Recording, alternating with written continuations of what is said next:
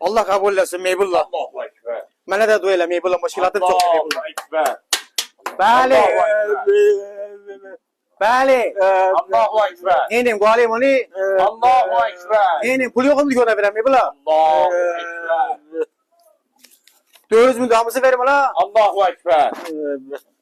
Buyur əmi. Əmi mənə dua eləmə, ona dua elə. O verdi sənə o pulu Meybullah. Allah kabul etsin. Allah onun namazı min beraber Əmi kabul sənin etsin. dilin açıldı ki əmi.